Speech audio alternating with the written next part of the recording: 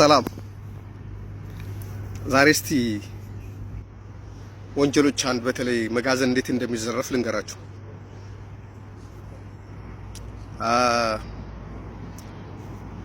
በሀገራችን በጣም የተለያዩ ወንጀሎች አሉ።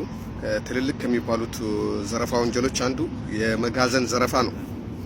የመጋዘን ዘረፋ የሚፈጸመው ብዙ ጊዜ አስመጪዎች እቃ አምጥቶ መጋዘን ካስገቡ በኋላ ወይም የመንግስት መስሪያ ቤቶች ለዛ ለመስሪያ ቤቶቻቸው የሚያስፈልጉ እቃዎችን አምጥቶ መጋዘን ካስገቡ በኋላ መጋዘን መግባቱን የሚያውቁ ባለሀብቶች የሚዘርፉ ሰዎች በማደራጀት ሰው በመመልመል በማሰልጠን ጭምር የሚያደርጉት ወንጀል ነው። ይህ ወንጀል እንደሌላ ወንጀል ቀላል ወንጀል አይደለም። ማለት የሆነ 100 ሺህ 200 ሺህ ብር አይደለም የሚዘረፈው። 20 ሚሊዮን 30 ሚሊዮን 40 ሚሊዮን የሚያወጣ ንብረት ነው የሚዘረፈው። የዘረፋ የሚፈጸመው በብዛት ስፔር ፓርቶች በሚገቡ ጊዜ፣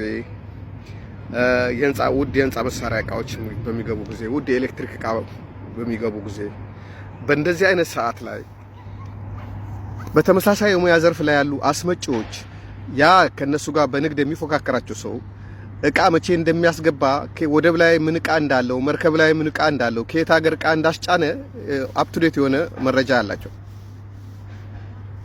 የስራቸው ተመሳሳይ በመሆኑ መረጃ የማግኘት እድላቸው በትራንዚተር በኩል ሊሆን ይችላል፣ በጉምሩክ ሰራተኞች በኩል ሊሆን ይችላል። በተለያየ መንገድ መረጃ ያገኛሉ።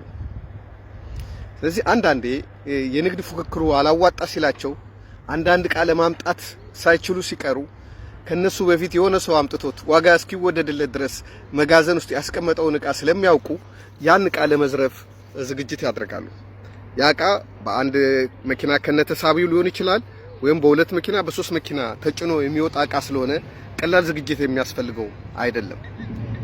መጋዘኖች እንደምታውቁት ከከተማ ወጣ ባሉ ቦታዎች ነው የሚሰሩት፣ ወይም ደግሞ ባለሀብቶች የሚከራዩት። እነሱን የሚጠብቁ አንድ ዘበኛ ወይም ሁለት ዘበኛ ያደርጋሉ። አንዳንዶቹ ትጥቅ ያስታጥቋቸዋል፣ አንዳንዶቹን በባዶ እጃቸው እንዲጠብቁ ያደርጓቸዋል። ይህንን በደንብ ጠንቅቀው የሚያውቁት ሰዎች በመጀመሪያ ደረጃ እቃ ከጉምሩክ ሲወጣ የሚጭኑና የሚያራግፉት ጉምሩክ አካባቢ ያሉ መኪኖች ስለሆኑ ከዚህ በፊት ለነሱ እቃ የጫኑ ሰዎች ስለሆኑ የቅርብ ግንኙነት ይኖራቸዋል። ወይ ሰውየው ባለሀብቱ ወይም ወኪሉ ወይም የሱን ጉዳይ የሚያስጨርሰው ትራንዚተር በዚህ ጉዳይ ላይ እውቀት ይኖረዋል ማለት ነው። አንድ እቃ ተጭኖ የት መጋዘን እንደገባ ያውቃሉ። ይህን ካወቁ በኋላ የሚያደርጉት ምንድነው? የመጋዘኑን ዘበኛ ለማግኘት ጥረት ማድረግ ነው። የመጋዘኑ ዘበኛ በረፍት ጊዜው የት እንደሚያዘወትር፣ ቤቱ የት እንደሚኖር፣ ምን አይነት ችግር እንዳለበት፣ ሳንቲም ችግር ካለበት እንዴት አድርጎ ሳንቲም ችግር እንደሚረዳ ያን ጓደኛ ካደረጉት በኋላ ጫት የሚቅም ከሆነ በጫት ቦታ፣ የሚጠጣ ከሆነ በሚጠጥ ቦታ እሱን የሚሰው ጓደኛ የሚያረግ ሰው ተፈልጎ ለረጅም ጊዜ እሱን የማግባባት ስራ ይሰራል። አንዳንዴ በዚህም እሺ ማይሉ ከሆነ ደግሞ እሺ ማይለው ሰውዬ የዛን ቀን በስራው ቦታ ላይ ወይም ከስራው አካባቢ ሌላ ሰው እንዲጋብዘው በማድረግ ወደ መጠጥ ቤት በመውሰድ እሱ ስራውን ትቶ ወይ ሲተኛ ወይ አንድ ቦታ ሲሄድ ለመዝረፍ በሚያመች መንገድ አንድ ሰው እሱን ይዞት ሌላ ሰው ዘረፋውን ሌሎች እንዲያደርጉ ይካሄዳል። ግን ባጭሩ ይሄ ነገር የሚደረገው ዝም ብሎ ሌቦች እኛ እንደምናስበው ወንጀለኞች ሳይሆን የሚሰሩት ባለሀብቶች ናቸው ይሄን የሚያሰሩት። ለዚህ ወታደር ቀመስ የሆኑ ከዚህ በፊት በእንደዚያ ደፋር ወንጀለኛ የሚባሉ ሰዎችን ይመለምላሉ። ራሳቸው ናቸው የማይተዋወቁ ሰዎችን ይመለምላሉ። ከመለመሉ በኋላ ለዛ ኦፕሬሽን ያዘጋጇቸዋል። እቅድ ለማውጣት ፕላን ለማውጣት አንዳንዴ ከፖሊስ የወጡ ሰዎችንም ሊጠቀሙ ይችላሉ። ምክንያቱም እነሱ የስራውን ኦፕሬሽኑን ሰዓቱን ፖሊስ እንዴት እንደሚንቀሳቀስ ስለሚያውቁ ያግዟቸዋል። በተለይ መርማሪዎች ከሆኑ ሊያግዟቸው ይችላሉ።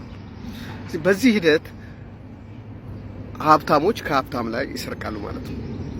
ከሀብታም ላይ ሰርቆ ከዛ መጋዘን አውጥቶ በፍጥነት ለችርቻሮ በማከፋፈል በተለያየ ቦታ በመበተን 10 ሚሊዮን 20 ሚሊዮን የሚያወጣውን ገንዘብ ብትን አድርገውት ከዛ እቃውም አይገኝም፣ ቢገኝም እንዳለ አይገኝም።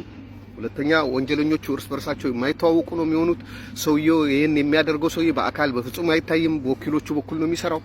ስለዚህ የመጋዘን ዘረፋ በዚህ መንገድ ነው የሚካሄደው። አንዳንዴ የመንግስት መስሪያ ቤቶች ራሳቸው በዚህ መንገድ ይዘረፋሉ። እንዴት ነው የሚደረገው? ብዙ ጊዜ ማታ ማታ ላይ ሰዎች መንግስት መስሪያ ቤት ግቢ ውስጥ መኪና ለማቆም ይከፍሏቸዋል ለዘበኞች። ቀስ እያሉ ከዘበኞች ይግባባቸዋል። ምን ይሏቸዋል?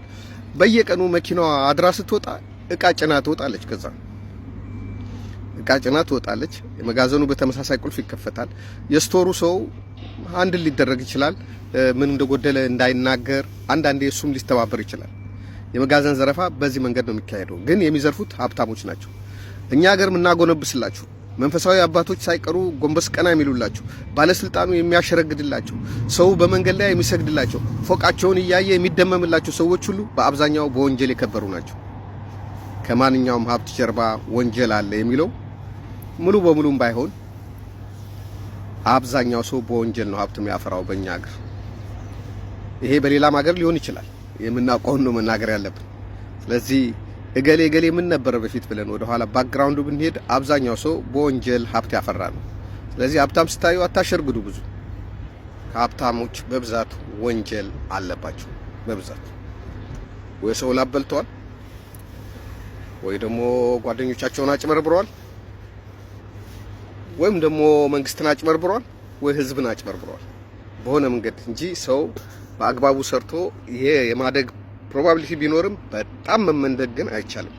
በስርዓት ደሞዝ እየከፈልክ ግብር እየከፈልክ በስርዓት ማድረግ ያለብን እያደረክ ለሰዎች በምታገኘው መንገድ ገቢም ልክ ለሰሩ ሰዎች ተገቢውን ክፍያ የምትከፍል ከሆነ ማታጭበረብር ከሆነ እድገትህ ታድጋለህ። ግን እንደዚህ እንደ ሸምበቆ አታድግም።